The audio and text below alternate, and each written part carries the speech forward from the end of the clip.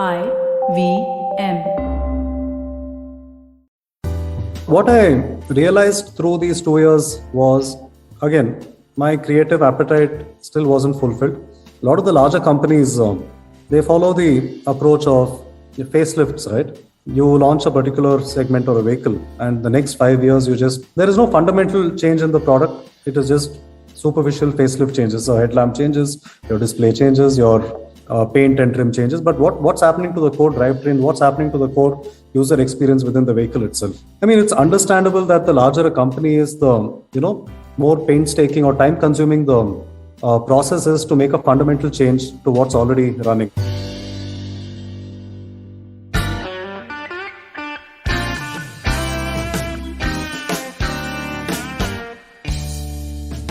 Hello and welcome to the Filter Koffee Podcast. The motorcycle has always been a symbol of freedom across genders and age groups. And I think that has something to do with the fact that you can just hop on it and fly.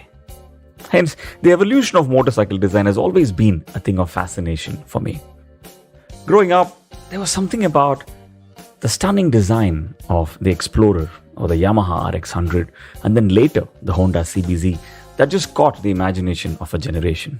Today, there is so much more nuance in bike design, whether it is the aerodynamics or the transmission or the advent of the electric bike or even the retro movement with the Royal Enfield and Java. I spoke to Narayan Subramanyam about motorcycle design and its history. Narayan is the CEO and also head of design of Ultraviolette Automotive, home to one of the most stunning electric bikes in the country, the F77. He's also had a prolific career globally in design, where he has spent time with legendary brands like Volkswagen in Germany and Daihatsu in Japan. I had a great time recording this episode where we reminisced about 90s bikes, spoke about his journey as an entrepreneur, and even got to ask him existential questions that have been troubling me for a long time. Like, why does an electric bike need a design that includes a petrol tank? And why the name F77? Stay with us. We'll be right back on the Filter Koffee Podcast.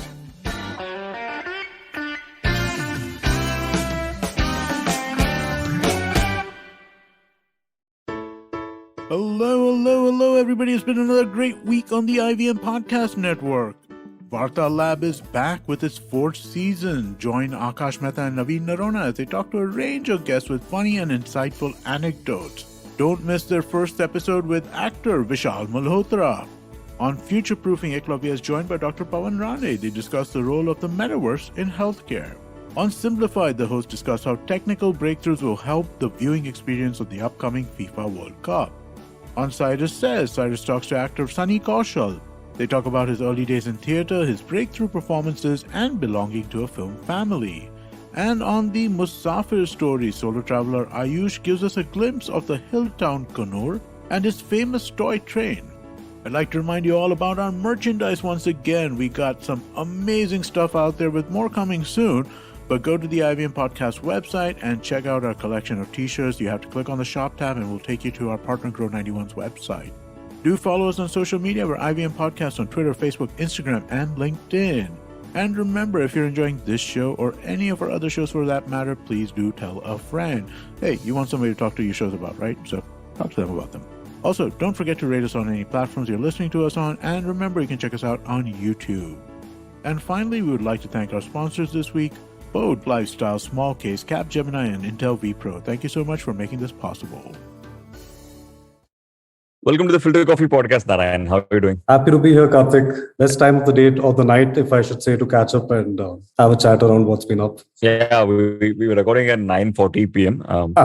This is like either this or late morning is the time I usually love to record. Right. For the same reasons as you mentioned. Right. Where are you talking to us from? I'm at office at the Ultraviolet R&D Center. Which is where? At Indranagar. You're familiar with Bangalore, is it?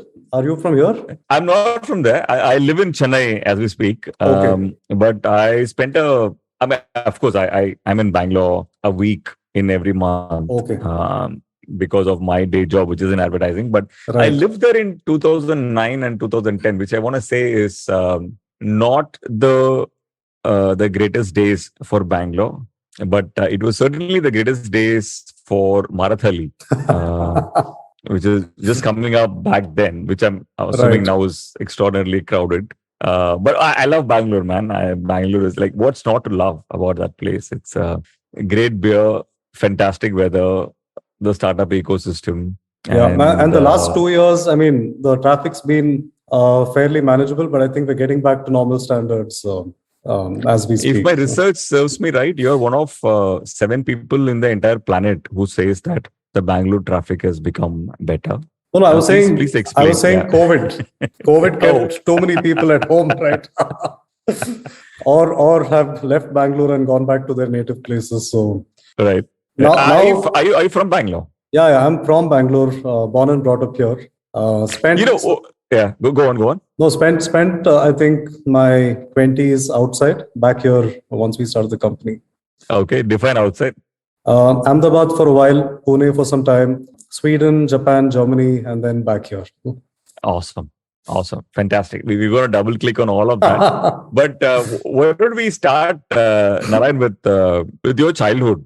Right. What was it like? What did you grow up with? What were your inspirations? Let's start there.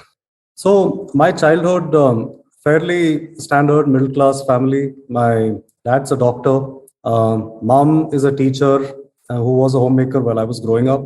And I think it was fairly normal, except for me being extremely passionate about things like Lego and breaking things apart at home and creating my own contraptions and figuring out how things work.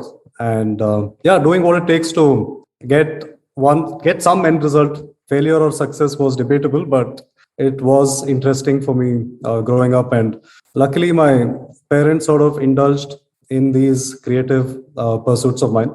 And I think which is... What was their line of work? My dad's a doctor.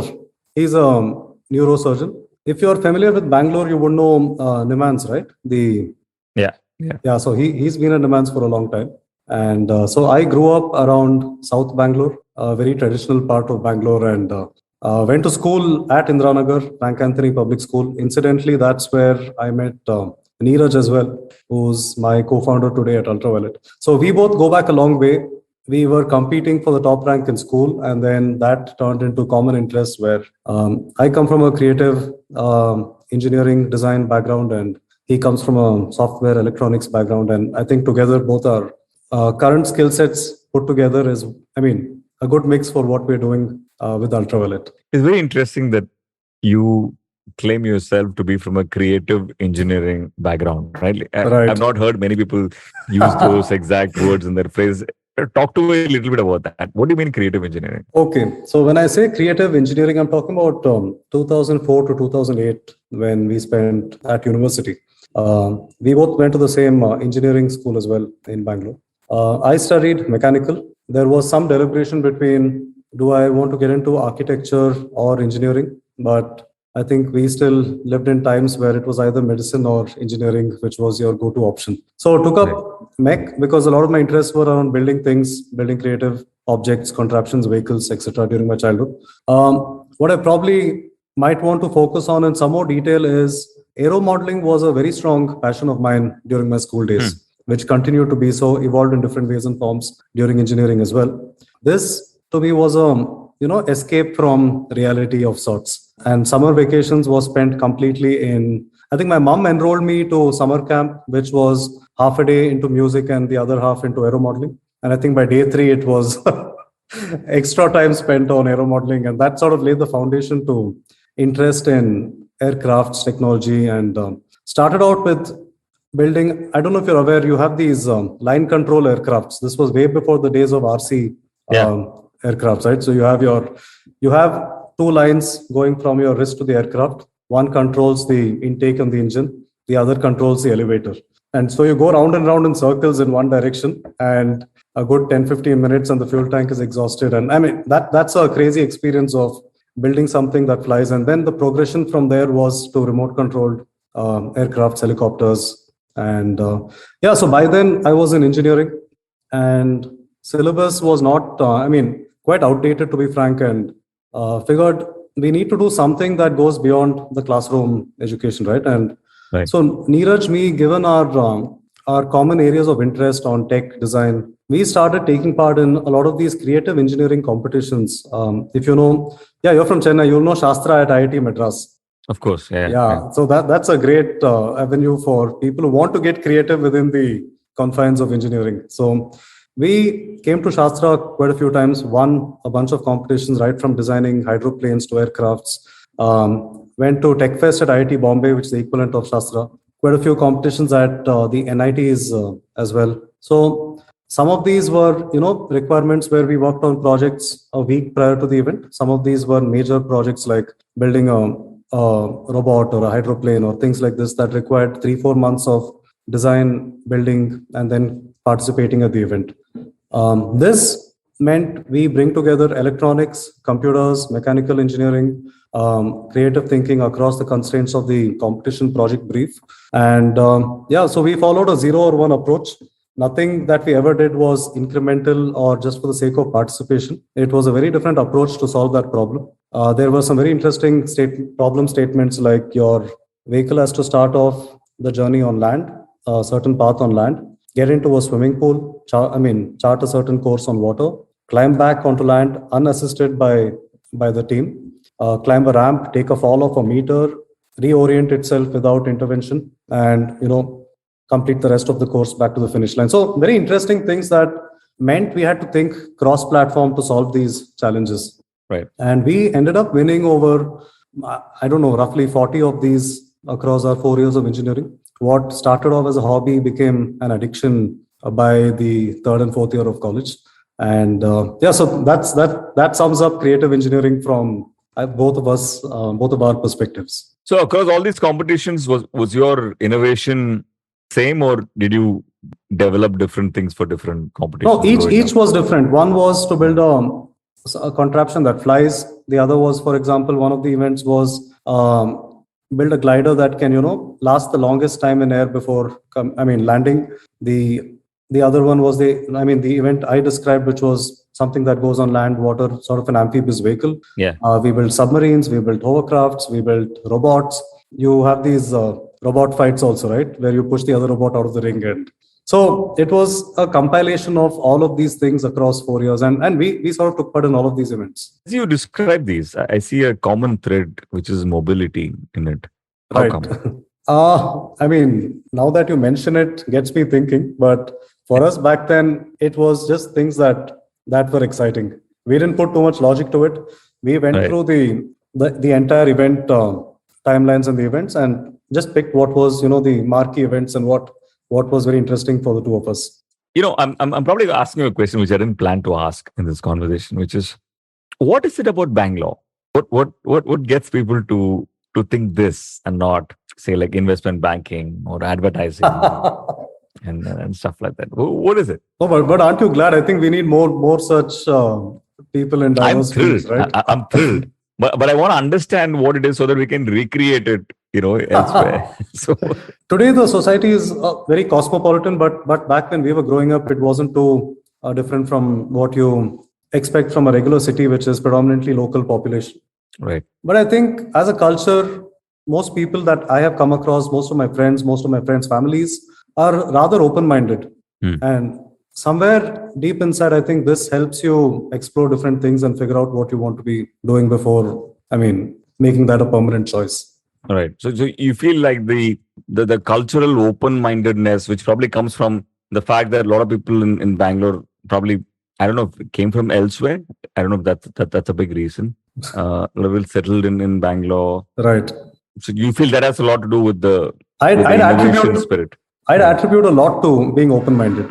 But if your question is with regard to today, then today you'd also see a lot of startups that originated elsewhere but have come to Bangalore because we have a talent pool and resources right from hardware to software, a good investor community. I think these are conducive factors today, but back then maybe it was just plain open-mindedness.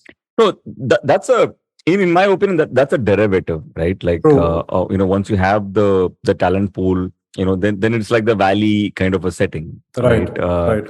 But I genuinely feel that there's an inherent and a very unique entrepreneurial spirit to Bangalore, which I always, for many years now, try to decode where it comes from. Right. It's not like there is not an entrepreneurial spirit in Bombay or in Ahmedabad, or in Chennai or in Delhi. But it's in different directions. Yeah. Right? Yeah. But there is a very, very clear excitement about it in Bangalore, which Right. I've not seen anywhere else, honestly, Right. in all these years. Yeah, but tell me, like I said, there's a common thread of mobility in some of the projects that you spoke about, Right. and then if my research serves me right, you would be personally, that is, you would be drawn to the design journey, to Right. the majority of your career, right? Talk to me a little bit about why you were drawn to it. What is it about design, and what was your journey within that? Got it. So when you mention mobility, I think what stands out among all those forms of mobility is aircraft aviation. And both for me and Neeraj, in fact, before Ultraviolet, he had founded a company working on drones, right? Drone tech. So, I mean, for the two of us, that's a very strong area of interest. And perhaps sometime down the line would be a great opportunity to work towards aerial mobility. But anyway, here we are. Your question on why I was drawn towards design. Design as a field when we were growing up was only fashion design, right? Yeah. You ask any of our parents want to be a designer, they're going to associate that with fashion. Yeah. And along with that comes a lot of preconceived notions around lifestyle of designers and the gray areas that designers are known to or perceived to be spending time in. So this basically, you'll make less money, you'll smoke a lot of drugs, and you'll wear very revolutionary clothes. That's what the mindset of parents was at that point, right? You've summed it up pretty well. Yeah, so not very different what the opinions that I was hearing back then from extended family and circles. What I figured though was when I graduated from engineering, I knew my interest areas and my skills are more towards exploring new ideas, doing something creative, finding new solutions to problems and approaching things in a very different way from the fundamental level itself. So none of your entry-level jobs at that point from a graduation standpoint allows you to do that. So I'd spoken to a lot of folks working in core technology companies. And I think back then was when the massive IT recruitment was going on. Yeah. So these seemed sort of mundane. What I did, though proactively, maybe a good opportunity to thank a few people that have played a big role in my journey, is I went to a few design studios in Bangalore, carrying 2 suitcases with all of the projects that I had worked on and built, right? And this was when I still did not know about design education. So I looked at studios that work on product design, found out there's something called industrial design, went to meet a few of them. A couple of the studios really, the founders spent time with me. One of them was a place called IKEA, which was back then in Bangalore. Now I think they're in Frasertown. So they saw all of my work and they said, okay, we'd love to have you on board. We know you do not have formal design education, but we see a lot of potential. And perhaps we can get you started with some ongoing projects, and then later you could see what fits your skill set. I'm sorry to interrupt you in your flow, but what do you think they saw at that point in your work? I think they saw a lot of passion, hard work, and a very different approach to solve problems that others would have solved in a more common, I'd say, a less risk appetite, right? Where we weren't really focused on winning. It was to create something outrageous, and over time there were more successes than failures. But the point was, let's try a different approach and see how that pans out. So I think, for sure, that's one thing they saw. And of course, you could see the passion that has gone into all of that as well.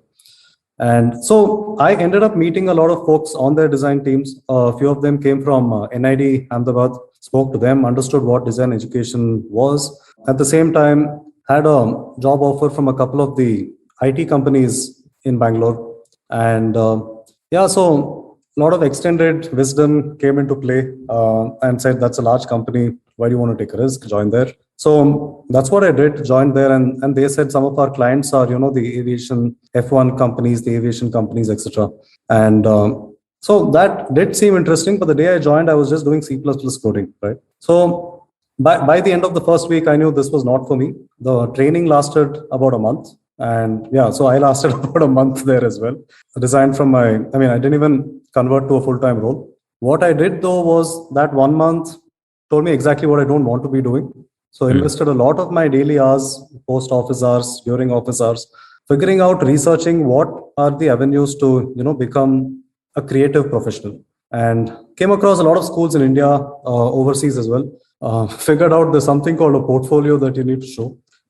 Quit my job, created, what I considered a portfolio back then, took a lot of photos, cataloged my journey, documented a lot of things, worked on a few new projects, wanted to go to NID, wrote the entrance exams, got into product and automobile design. But something told me that automobile design would be a better choice. There was no valid data at that point for me to take that call, because product design is more of a, what do you say, like a superset, right? And automobile design would be a subset within that. So, but something about the skill level required and the kinds of projects people work on was more exciting from a transportation automobile design standpoint. So joined the program there.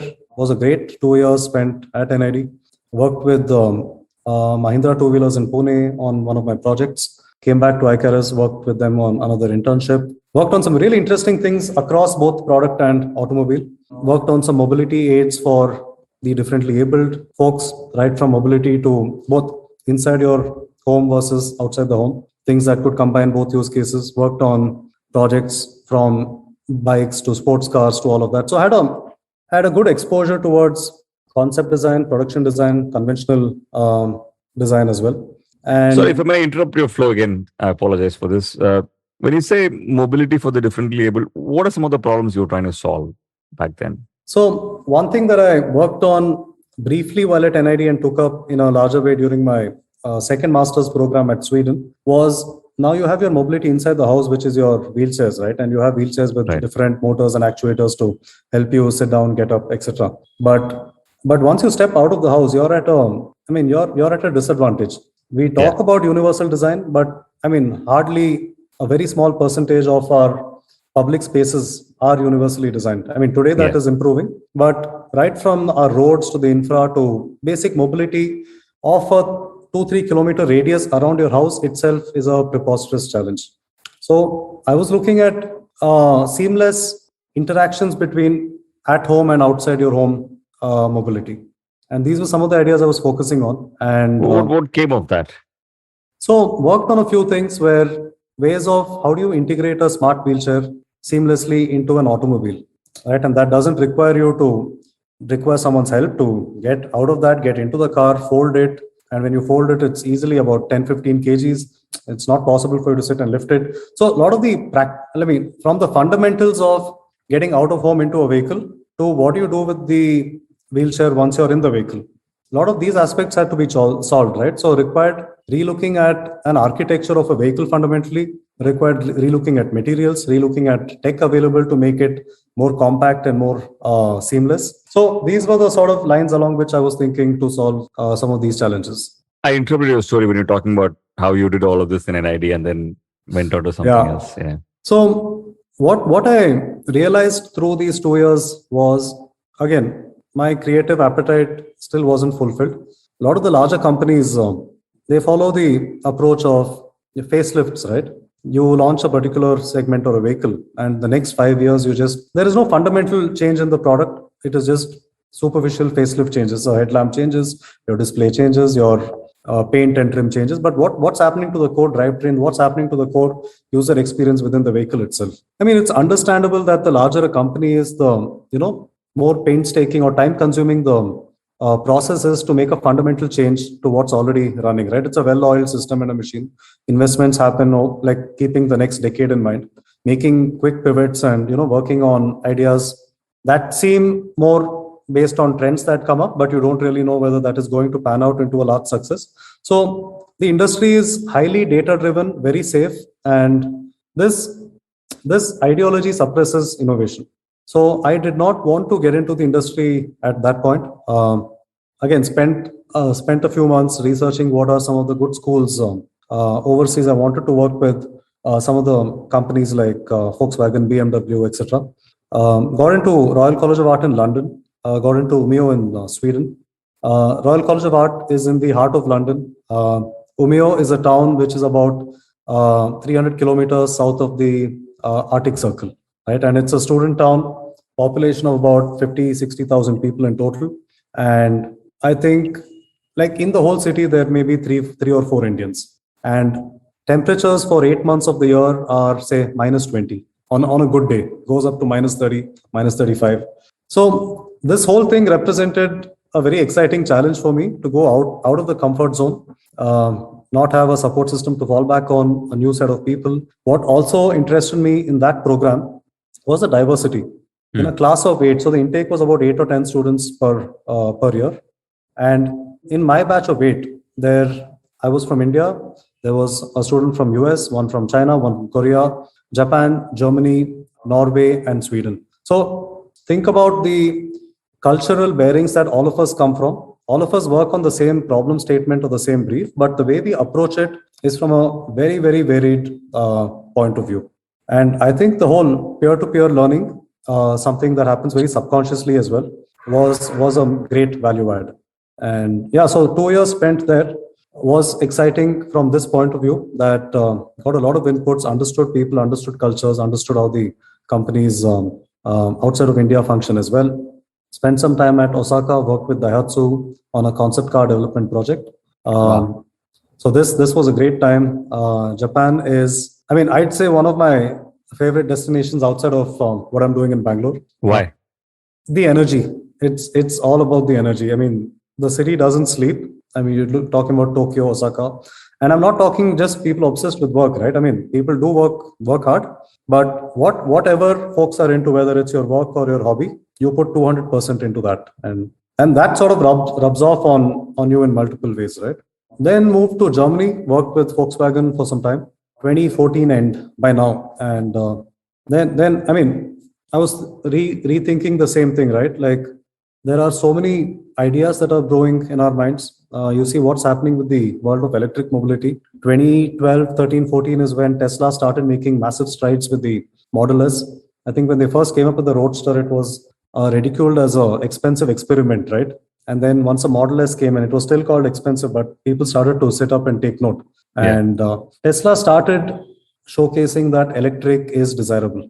There were EVs before that, but it was marketed as more of a environment friendly or a cost effective mode of commute. Yeah. And inherently, for all human beings, your vehicle is something you're very proud of owning, proud of purchasing, proud of showing off, proud of the tech that it comes with, proud of what your perception from the outside world, what that brings in. So if you think about all of this, right from the cycles we owned as kids to the first motorcycle or scooter that our dads or the older brothers probably gave us, to what we first bought, to the cars we own later in life, there is a very strong emotional quotient that goes into that decision-making process. And so this was starting to happen with electric, and that's when Neeraj and I sort of reconnected. He had done his MBA at AIM and come back to India. And we started thinking, bouncing around ideas of what is interesting to us. And sometime during those discussions is where we realized that electric vehicles is something, given both our past history, our skill sets, and our common areas of interest, is exciting to work on. At that point, we still weren't clear what we work on when it comes to electric vehicles, but that's when I sort of made the move back to India, and we sort of got into creating what is Ultraviolet today. One thing that strikes me is that, especially in design and especially in mobility, I think you spent time in some of the best institutions in the world, whether it is your academical journey or some of the time you've spent with organizations in Japan and Germany. What, according to you, are the top 2 or 3 big lessons in design that you've learned in this time? Something that changed your perspective of what you thought it was and what you now believe. I think the first, and what I really strongly stick to for a very long time, would be, we need more design-driven companies. We need more design and tech-driven companies. What we see today is a lot of decision-making based on Excel sheets, and that is not a culture that is going to be sustainable. That again suppresses creativity. You're only going on past data. Doesn't allow for new ideas, new innovation. Absolutely. So probably works in some segments where you're just trying to optimize to the last rupee or the last dollar. But when it comes to core technological innovation, companies need to be tech and design driven at the core. Got it. But from a design thinking perspective, what are some of the lessons that probably define you today? I mean, it was this. This is what, if I zoom out and observe during each of my stints in different places, is something that I strongly felt as a common thread, regardless of whether I was based out of India or Asia or Europe. So this is something that both Neeraj and I again strongly agree upon, and need to encourage more and more folks to be this way. So that was one. And from a design perspective, I think what really I follow as a philosophy is honesty in design, right? And functional honesty. And again, this is another attribute that you could associate with aircraft's aviation. If something is not is not performing a particular function, it just doesn't deserve to be there. For example, I can talk about examples in the electric vehicle space, right? So we have, you've seen electric cars evolve right from startups like Tesla to the existing OEMs making electric cars. So if you look at a Tesla, for instance, the form factor or the front facade of the car is sort of unique. It's a little simplistic. It speaks a different language. But you look at some of the other European manufacturers, they still have giant grills. So that grill, the reason for the grill was, the engine requiring an intake. Yeah. Right? When you don't have that at all, when you don't have that requirement, why are you still sticking to that force fit of, an identity? Correct. And yeah. I've always wondered that. Yeah. And if anything, grills are getting larger and larger these days. So yeah, so that would be one. Another example could be, we have some electric two-wheelers out there that have a speaker that you can program it to make a sound like a Harley or a Ducati or whatever, right? You're inherently marketing a new technology, but what you're saying is it's not good enough. Crutch of an old world. Yeah. So it's a neither here nor there approach. And yeah, so that is another thing. From a honesty in design is something that we drive very, very deep down through our design engineering process here today. That gets me to ask something that I've always wanted to ask someone who specializes in design, which is, it almost seems like great design and great ergonomics are at war with each other. Right. I say this from, say, a more popular rendition of design, which is like furnitures. Right. Right. But also even otherwise. Right. Right. What are your thoughts on that? See, it depends on the context. If you look at designs that win awards, right? These are designs that are provocative, might not be the most user friendly. It's just that the line of thought was so offbeat that it stands out, and the inherent nature of it being out of context is what gets it noticed, right? So that is one approach that gets eyeballs, gets attention, but might not be sustainable in the long run. Then you have companies like IKEA, where they've adopted a design philosophy ground up, right? It's all about simplicity and functionality. And that would be a long-term winner. And if you've seen the IKEA brand now, everyone in India is now mad about IKEA. Stores opened last month in Bangalore, and I think it's still queues outside. Yeah. So that is remarkable. A company which has had homegrown brands, furniture brands, for the last few decades, which had time to, innovate, make changes, do something differently. People looked completely beyond that. I'm sure not too many people knew of a Swedish brand called IKEA until it came to Bangalore. But the experience, right from the design of the store to the navigation system to the way the artifacts are displayed, right? So you walk into a regular furniture store, you see 20 sofas in a line. Yeah. But you don't get the context, right? If you walk into an IKEA store, it's giving you that context, right? If this was your living room, this is how this would look. And it's making you imagine. Yeah. So, and that's what they've opened up at a very, very, very deep psychological level, opened up your imagination. I'm with you. I think, my time in the US was, which is also my opening to IKEA, and it's probably more than a decade and a half before now. And I believe IKEA is the first retailer who believed in a vibe. Right. Like that's what they created. Whether it is their the book that they had or every room that they had. I think they believed in creating a vibe and then selling the vibe basically. Through products, right? Correct. And that's what I love IKEA for, and everybody sort of falls for that, right? If you look at the history, the gestation period for a brand like that is definitely longer, but you see the results are everlasting. Yeah, excellent. Now that we're talking about this, what are some of the brands? I'm sorry, we'll get into Ultraviolet in just a moment, but this is very fascinating. I'm doing Ultraviolet work all day, every day. So we can come to that whenever you want. Right. I want to understand, what are some of the brands you admire, for the, you spoke about IKEA and you spoke a lot about Tesla. So I can understand that their these are brands probably you're very passionate about. Right? Right. But beyond that, what are the brands? Some of the brands that you love for the design value alone. So for me, right from when I was growing up and looked at brands from an aspirational perspective to what I today can own and cannot own, but still aspire to own, etc., are brands that are not selling me a product. It's brands that stand for a certain identity or philosophy or ideology. So from that lens, say something like the whole Steve Jobs era of what Apple went through, right from the first Macintosh machines that looked absurdly out of place when you looked at your regular PCs available back then, to I think the turning point was the design of the iPod. Yeah. And what really resonates with me is the way the problem itself was articulated.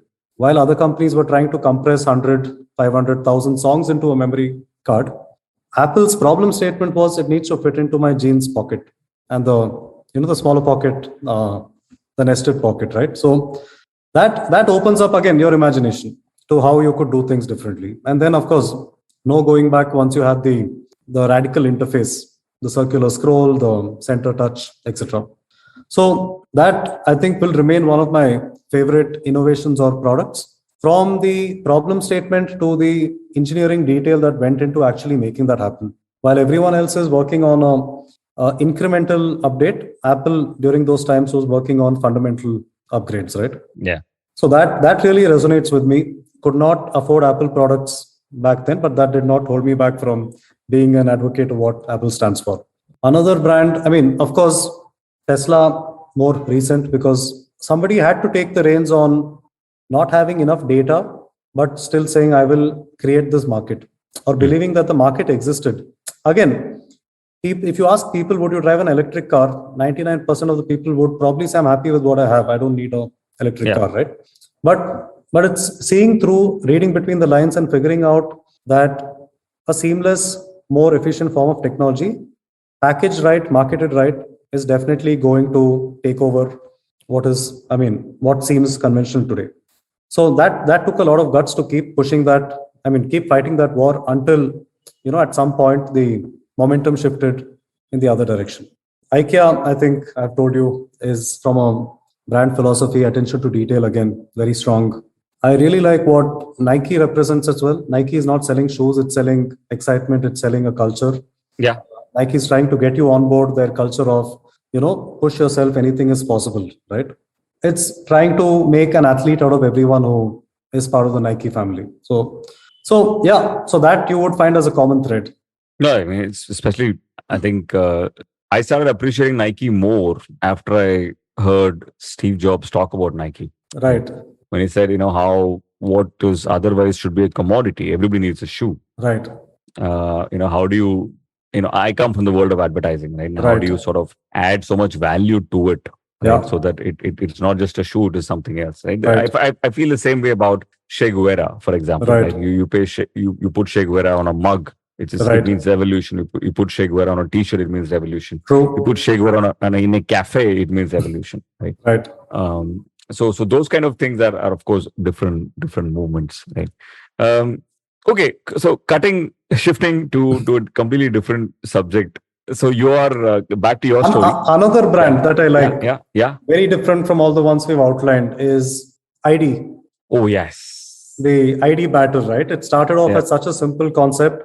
There was so much resistance from a cultural standpoint, religious standpoint. 100 people saying it's not going to pan out, but yeah, if you get it right, then the consumer is willing to look past anything else but believe in what you are offering. So yeah, and for a company like ID to innovate in the food space, right, in 2021 of all years, or 2020 of all years, it's just extraordinary. Yeah. Extraordinary. And you probably think in that space, everything around packaging, distribution is all innovated already, right? You'd probably think there's not much room left. And yeah, absolutely. Yeah, I'm going to have a lot more design questions, which I'm going to throw across the episode.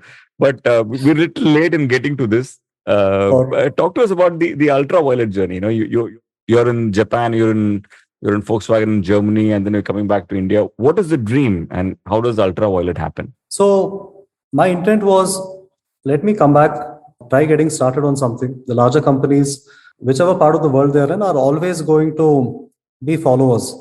And we'd seen startups like Tesla and a few other companies, paving the way. I mean, they established that you need a small group of motivated people, and that sort of attracts more talent, and then it snowballs into something much larger.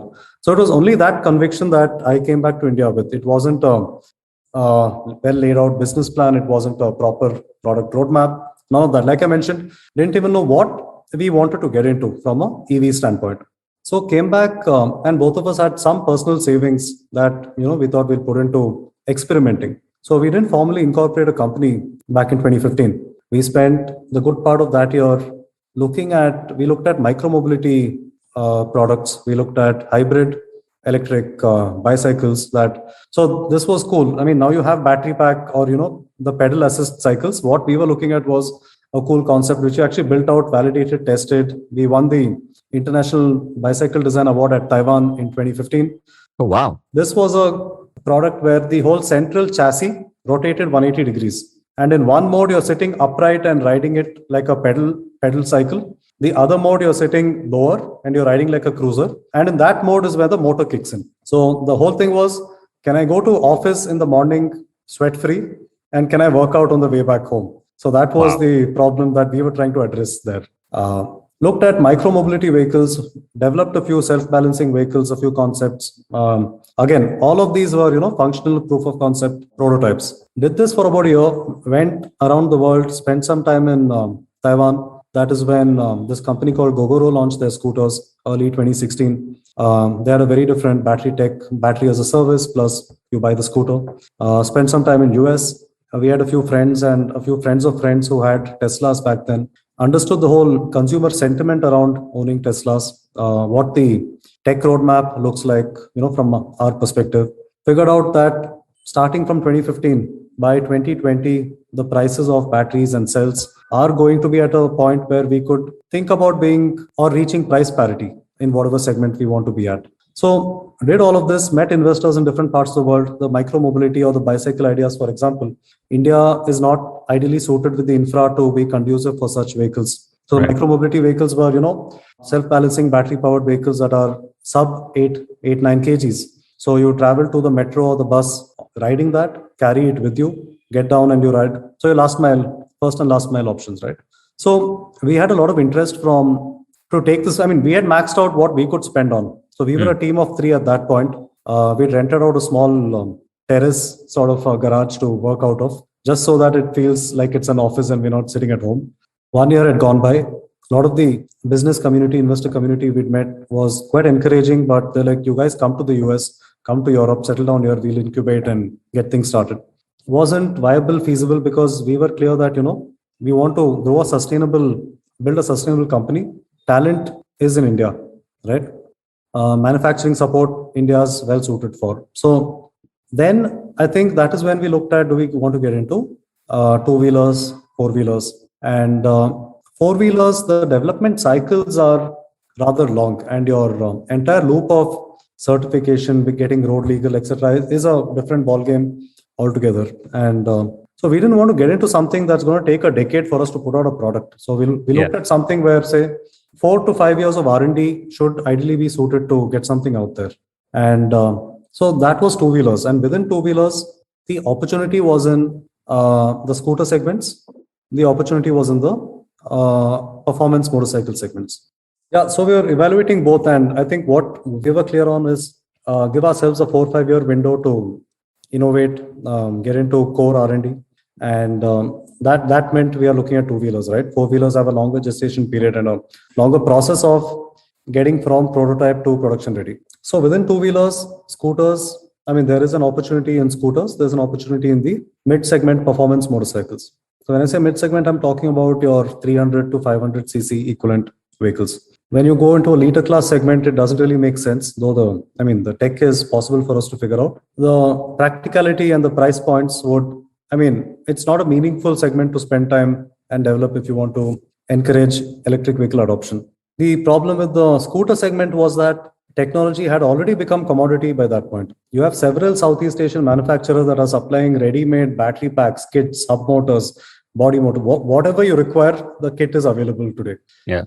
And you find a lot of companies, unfortunately, in India doing that, and we're seeing a lot of reliability issues over the last 6 months or so, right? So that wasn't interesting again. So this mid-segment motorcycles was a good sweet spot for us. We love things that are fast and based on aircrafts and things like that. So how much can we, overlay that philosophy both from the thought process as well as from an R&D perspective, and create technology that becomes scalable both upwards and downwards. So the risk of starting off in any other segment is that would not be possible in the scooter segment or in a motorcycle segment that's going to cost you like 10 lakhs and above. I mean, it's pointless. You're selling a few tens of vehicles every month and not doing much for transitioning an entire industry. But tell me something, you talk about transitioning an entire industry. At this point, you're a person who's passionate about design. Yeah. You're practically a creator. But running an automobile company is a thing that requires scale. It requires a lot of, so to say, marketing money today, a lot of scale, so on and so forth, right?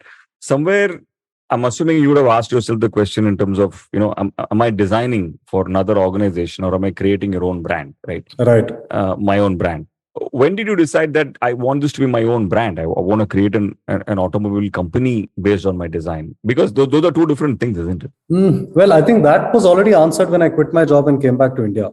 That designing for another company where, the intent was to have as many of the variables under your own control.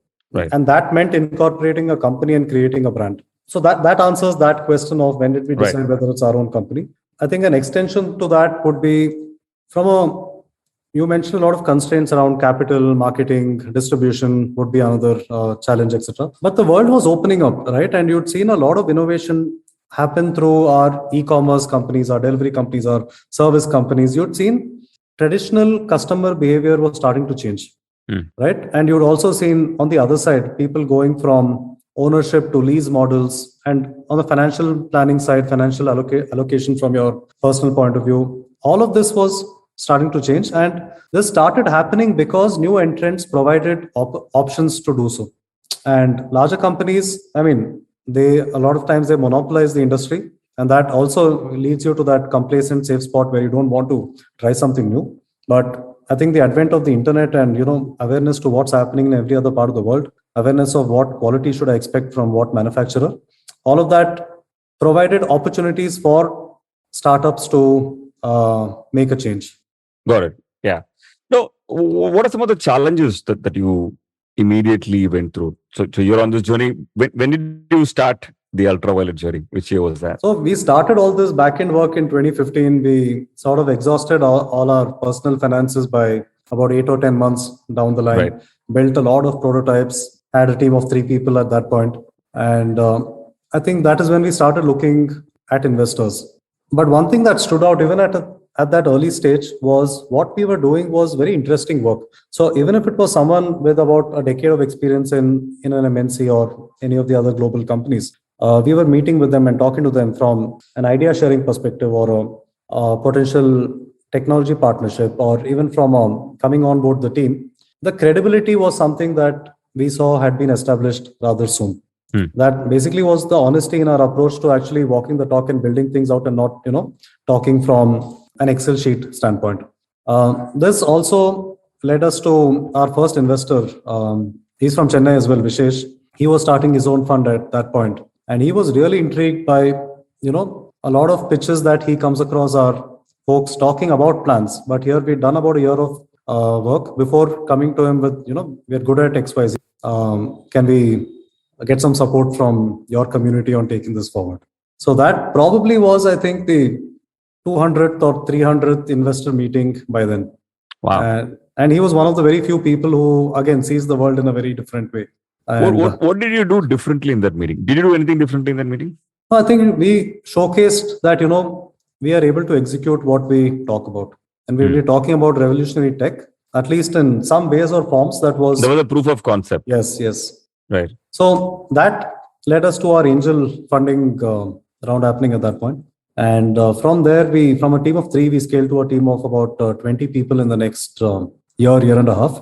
And what we started to do was have very, very talented people from three different domains that started becoming the DNA of what Ultraviolet is today. I think it's a good even mix of aviation or aerospace background, folks coming from a consumer technology background, and folks coming from an automotive background. Why is aviation important in this story? Okay, again, we were looking at multiple things, right? One is when you're a startup with a few lakhs in the bank versus a larger OEM that has seemingly indispensable budget for R&D, right? So you start really thinking about how do you validate things while also being resourceful. So while a lot of companies take the approach of benchmarking and building prototypes, building several prototypes, running it for several thousands of kilometers, testing it right from the early stage. I'm not talking the final finished product. There it is absolutely required, right? So for us, that had to be a very strong simulation team. So it was imperative that we get 99.9% of our design right from an advanced simulation perspective before we actually build a prototype and test it out. So this again from an aircraft industry, you need that kind of confidence that the aircraft is going to fly, right? Otherwise, you're not making one. So right. So simulation was important for your process, and the best simulators were in the aircraft industry, and hence aviation experience was important. Wow, absolutely. I would have never thought this about any motorcycle company. So time was not a luxury, capital was not a luxury, and this was the only way to get it right without compromising. So that is from, say, a structural and aerodynamic simulation standpoint. Now, the aviation influence also comes in strongly from a aircraft electronics standpoint. So say this was 2016-17, right? Today we have a dime a dozen EV companies. Back then, I think there were about 2 or 3 companies in India working on electric vehicles. So there was no existing, there wasn't anyone with a decade of experience on developing battery tech or solving thermal issues on batteries. So thermal is an interesting topic because you look at scooters that are in the range of, say, 4 to 6, 7 kilowatts of output. What we are working on, the first product is going to be in the range of 30 kilowatts. Our tech is capable of scaling to, say, 50 odd kilowatts of output, right? So the power output goes up about 8 or 10 times and the current goes up 8 or 10 times. Your heat and the other losses that you have to manage is a square factor. It's an I square R relation. So that goes up 80 to 100 times depending on what your power band is. So what works for a scooter, you cannot linearly adopt the same thing to work on a performance motorcycle. So this again meant we need to look at industries where they're really at the cutting edge of tech in solving some of these challenges. And where does that lead us? Back to aviation, right? So you have aircraft electronics where you have multiple fail-proof systems. You cannot have a cascading effect of something failing, and you'll have multiple systems to take charge, take control. So that happens on our battery tech, for instance. We have our safety protocols on the battery. You have mechanical safety, thermal safety, electrical, electronic, and software. So software safety can kick in from a microsecond time interval standpoint. Electronic safety can kick in from a millisecond time interval standpoint. Your thermal mechanical can kick in from if a fuse, every cell has a fuse, if that fuse has to blow, or if there has to be impact protection protocols that kick in. Right. Thermal runaway prevention. So all of these occur at different intervals of time, and all of this came from that know-how of how things are solved from a aviation and a consumer electronics background as well. Correct. I have multiple questions at this point, right? Like one is, okay, let me start with the design angle of this, right? I'm a biker. Right. And what do you ride? What do you ride? About 500. Cool. How long have you had the bike? What has your evolution with motorcycles been? So that's the thing, right? When I was in, so I grew up in Chennai, and Chennai, as you know, is a very big two-wheeler market, right? In the roads in Chennai are dominated by two-wheelers because it's a easy way to commute from point A to point B in this city. And I think this is probably more suited for an automobile than, say, a Bangalore or a Delhi or even a Bombay. Right. And much of my life, my first half of my life, I rode a motorcycle for commute, right? I rode a Bajaj Forest Champion because that's what I could avoid. That's what I could afford at that point. And then, when I had more money to be picky about the kind of, rides I wanted, I was very old school about it, right? I love the Yamaha. I love the lightness of it. Right. But then I picked the Thunderbird 500 because I like the old schoolness about it, right? Right. And it's one of the few cruisers back in the day. I bought this about 5-6 years back. It was between that and the Avenger, and I obviously went for the Right. Bullet. When I what do you think in terms of comparing? And I've seen the F77, right? And the Right. F77 is beautiful. I can fall in love with it very, very easily. I know that. What are the things that went into the F77 journey, from start to now? So before we get into that, I think when you were talking about your journey with motorcycles, reminds me of an interesting anecdote that probably has a subconscious effect on what we're doing today as well. This was back in 2002, and Dad was buying a motorcycle. I was, I think, about 16, 15, 16 at that point. And I think mom and dad had planned to, buy a bike that dad would ride for a while. I get into college and that comes to me. And the CBZ had launched that year. Yeah.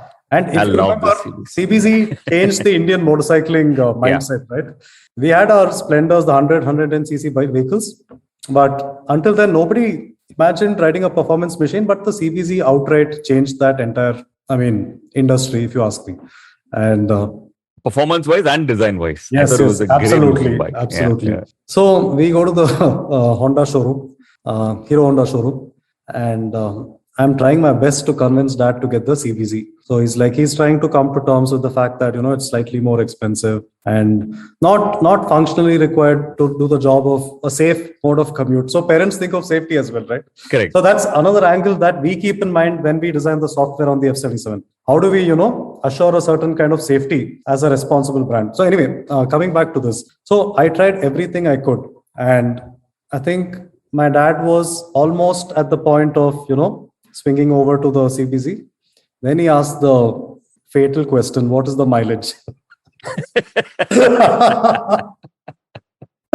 So yeah, we go home with a Splendor. And so my first motorcycle was a Splendor, which I rode. Which is a classic in its own way. Yeah.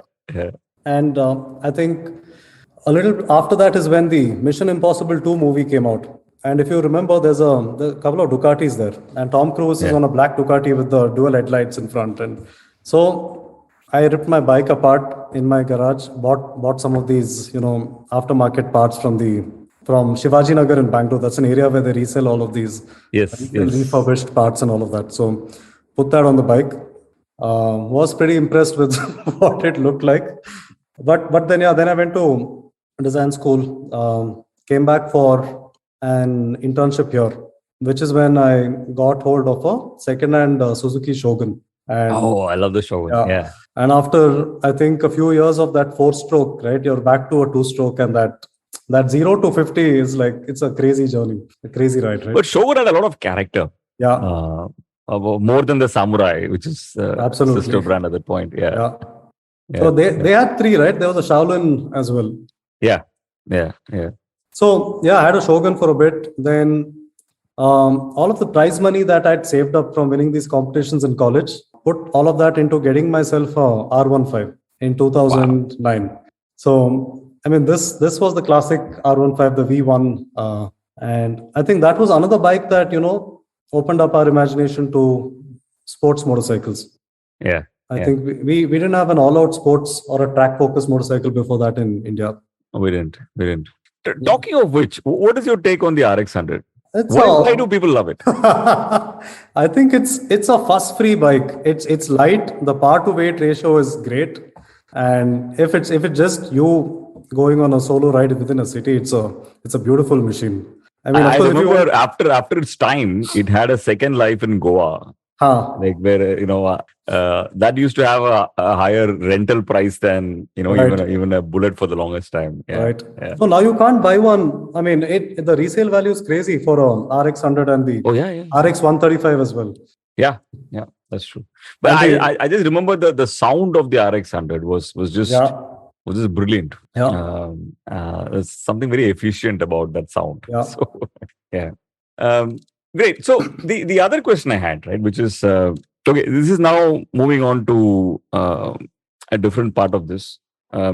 Actually, even before I go there, so in marketing parlance, what we refer to as the moment of truth, right? Is when you put out a design to the public, the people see this on the shop shelf, and then they take a call on that. What was F77's reaction when you put it out? Okay. So we'd been working in stealth for about, say, 3.5 years. And I think by then the team had grown to 40, 45 people. And a lot of our design engineering and design team members are passionate about motorcycles. So like a very high percentage of folks on our team on an average weekend would be out trail biking or on a track or doing something. And they've got bikes from your 200 cc's all the way to scramblers and the liter class vehicles, right? So all of us come with a deep understanding of, what would be appealing from a performance, aesthetic, user experience standpoint, and how all of these need to come together. You cannot have a visual mismatch or a performance mismatch. It can't look like it's a bike that does 300 kilometers an hour, but it does something else altogether. It can't, and you need to keep certain trends in mind. And for us, when we started putting pen to paper, what we had very strongly communicated internally was we need to create an identity for electric vehicles.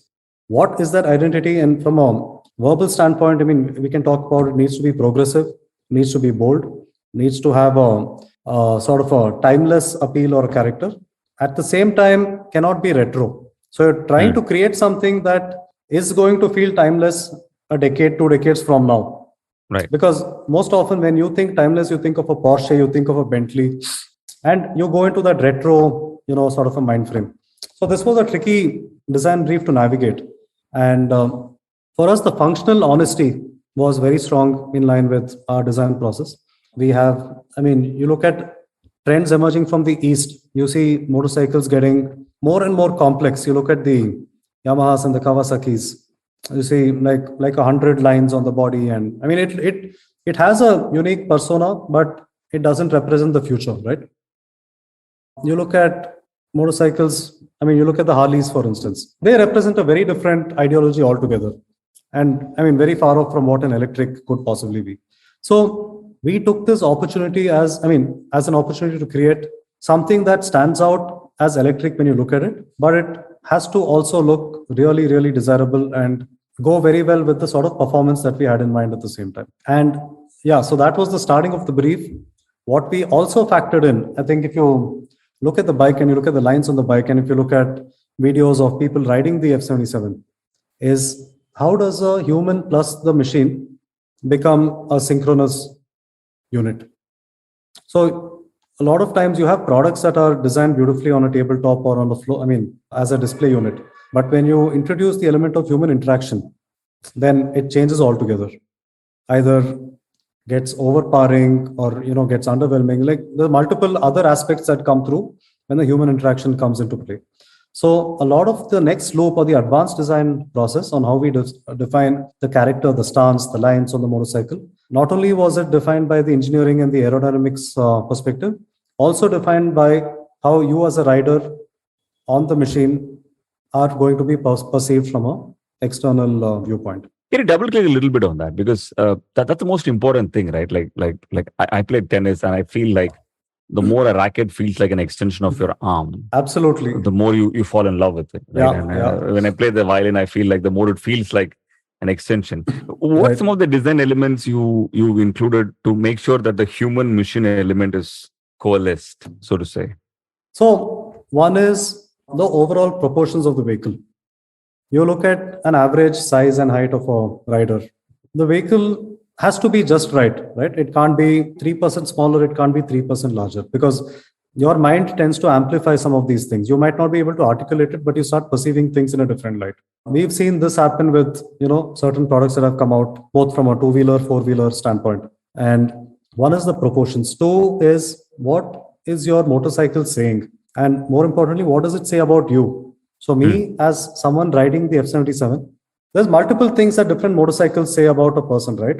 Depending on who you see riding what bike, you tend to categorize people as a spoiled brat. You tend to think of someone as a conservative personality. You tend to think of someone as optimized. Or like a hippie. Or... Yeah, absolutely. So standalone plus with the rider on it, we need to communicate the future, we need to communicate a progressive personality, and we need to communicate bold.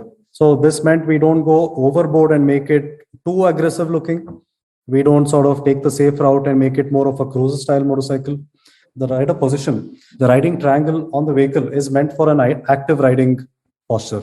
So you're not upright like in a commuter motorcycle. You're not leaning forward too much on like on a track motorcycle. Just the right balance of where you're active ride posture. So that was again a call between active and how active versus how passive do you want to be. That defined the ergonomics and the right triangle, your seat, handlebar, foot peg. And yeah, then the next part on a performance motorcycle. When you lean into corners or when you take the bike into, uncharted territory, off-roading, etc. Yeah. There's a lot of ergonomics of how the bike feels when you're controlling it going into a corner. So one of your heels is, applying pressure on one of the heel guards. On the counter side, your inner thigh is clutching onto the scoop from the tank. And all of this has to be just right from someone who's 5'2", 5'3" to someone who's 6'2", 6'3". And how do you get all of this aligned to meet the requirements of that entire demography? So on the city, of course, it's fun. It's easy to ride. It's fun. It's very intuitive. But when you go to a track is where a lot of what I was talking about is where you'll start unearthing the details that have gone into the decision making here. Amazing that you're able to do both in the same design. By the way, why F77? What is the etymology? So this was, I think, the 7th generation of the vehicle, and the next 7 was something to do with the battery specs at that point. It was an internal code name for us, and somehow during our community meetings and gatherings, we started referring to it. And before we knew it, the outside world was talking about or asking us about the F77. And so that was what happened externally, right? Internally for us, the reason we went with F is this series of motorcycles, everything that is going to be fast. So we're like, okay, fast and flight both start with F. So F becomes your precursor to what we want to name it. And you have your F16s, F35s. Like I was going to say, I'm pretty sure that had given you an aeronautical passion. Yeah. So internally, this was the thought process. Externally, the word got out and we were like, okay, cool. Amazing. My last question from a design perspective is, I often felt like after iPhone, we never really invented another design for a phone. Right. Everything in the last, 17 years has been different versions of the iPhone. It still is a tablet. It still is something that is rectangular. It has a metal back and a glass front, etc. Right. And I feel there is no reason that a phone today needs to be the same way. Right. The different ways of interpreting what a phone should be. Right. Now, given that the motorcycle, I know that originally there is a lot of influence of how riding a horse, the experience was, and how the motorcycle was, and the parallels to that, and all of that, right? But given that there's no petrol tank and there's no need for a silencer, at least in the traditional way, so on and so forth, why should an F77 even look like any other motorcycle? Just a random question. So this was, again, when you think of launching a new product, there's a lot of variables from the consumer perspective as well. Right. So sometimes you push the boundary of design a little too far, then something becomes, oh, cool, but it's maybe not for me. So we want to stay within the realms of cool, but oh man, I want this. So there is a certain point where, how futuristic or how conceptual you want to make something that starts going from a deep connect to a disconnect. And that is what we are trying to, get right. Now, you're right about the fact that we don't need a tank, etc. But the other side to that is we have intentionally not changed a few things on the motorcycle, right? So we've been riding IC engine motorcycles for a few decades now. And all of these companies, you have the best products when it comes to handling, cornering, braking. This also comes down to the ergonomics. It comes down to the center of gravity. How is the weight distributed between front and back? And this defines your comfort in handling a machine on the road. We did not want to change that. We didn't want to make a machine that requires a learning curve. It has to be, I'm just getting off it could be an RX100, it could be a Hayabusa, I don't care. I'm getting off from that and getting on to a F77 and it feels just as seamless. So we worked really hard to recreate or keep the same weight balance in place. It's almost a 50-50 front and rear distribution. The tank has been sculpted really nicely so that whether you're on a forced braking situation or where you're leaning into corners and you want to use the tank as a leverage to balance yourself, is performing that duty functionally. And yeah, so it's not storing petrol, but it's performing that requirement of being able to handle the motorcycle. Right. Now, that makes sense. That makes sense. You don't want to distract them too much from the fact that this is a motorcycle. That makes sense to me. Narayan, my final question to you is, it's not long back that I was speaking to Mr. Naveen Munjal about the challenges of bringing an electric culture into the country. And he was talking to me about some of the things that I did not think of, right? Of course, everyone thinks of chargers along the way, so on and so forth. But he said, listen, I need to talk to the mechanics because they can't take out the wheel the same way they did with the petrol bike and service it because my battery and the other points are in it, right? Right. What are some of and of course, you also spoke about how at the end of the day, the key innovation really is in the battery, right? Unlike other, for example, petrol motorcycles, right? Where the innovation is not in the fuel. Here is in how much we are advanced in terms of storing the battery. What are your thoughts on those ecosystem sort of changes, which might or might not have anything to do with the actual design of the bike? Okay. So coming back to the first question on, service related aspects, that is another area where we didn't want to deviate too much from how you currently service a motorcycle. So lubrication, oil change, bearing change, brake pad change, disc change, all of it, you will be able to do it by yourself or your mechanic will be able to do it. Nice. Right. So we didn't re-engineer things unnecessarily where something is already a well-established ecosystem. It deserves to, you should be able to leverage the same set of players you deal with. This doesn't mean you can take the F77 to a regular mechanic for problems beyond what I mentioned, right? Because now we've categorized service into, say, level 1, which is your consumables, level 2, which requires replacement of panels or parts, level 3 that, requires us to look into the battery or the vehicle control unit, etc. So levels 1 and 2 can come to you. So that's how we've categorized it. We can come to you on site, do the service. We have a connected app as well. So the whole ecosystem is rider, app, bike. So the association with the brand, the way we see it is today, when you buy a product and you leave the showroom, that's when your brand relationship ends. In fact, that is where it should begin. It should be the other way around. Yeah. And a lot of it has to do with service. Now, whether you buy a 1 lakh scooter or a 20 lakh motorcycle, your service is a really bad experience.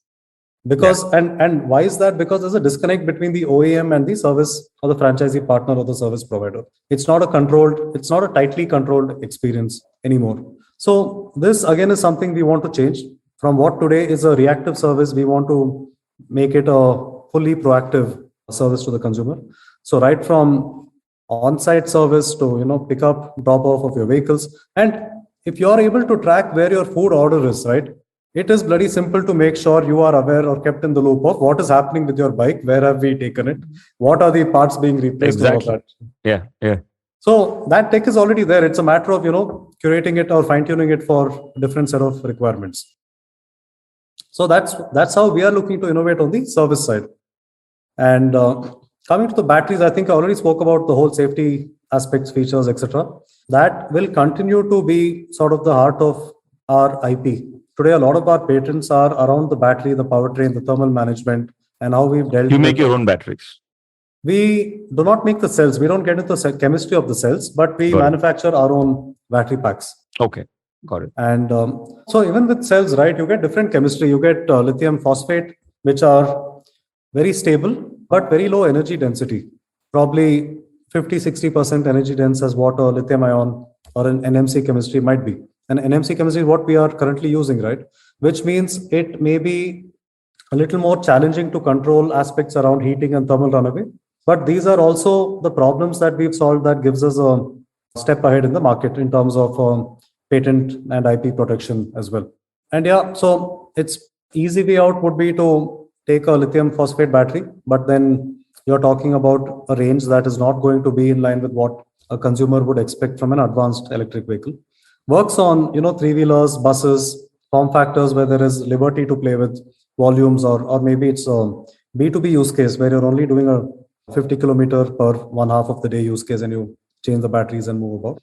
But for consumer owned vehicles, when you constantly want to optimize on range and safety, it means you're working with chemistries that give higher energy density. Amazing. Great. Narayan, we were way over, what we planned to do in Yeah, terms of absolutely. time. But this has been a fascinating conversation. I'm a huge fan of F77.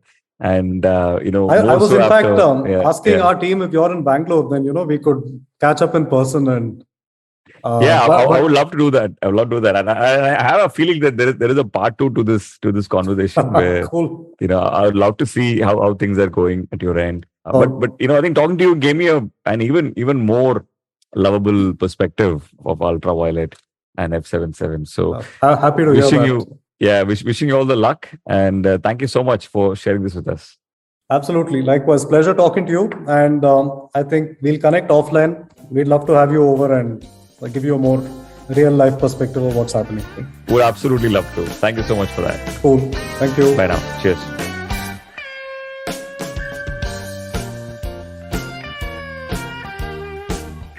If you like this podcast, don't forget to check out other interesting podcasts on the IVM network. You can listen to us on the IVM Podcast app or ivmpodcast.com. You can also follow us on our social media. We are at IVM Podcasts on Twitter and Instagram.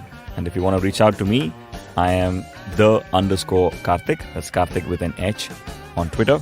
And Filter _Koffee. That's coffee with a K on Instagram.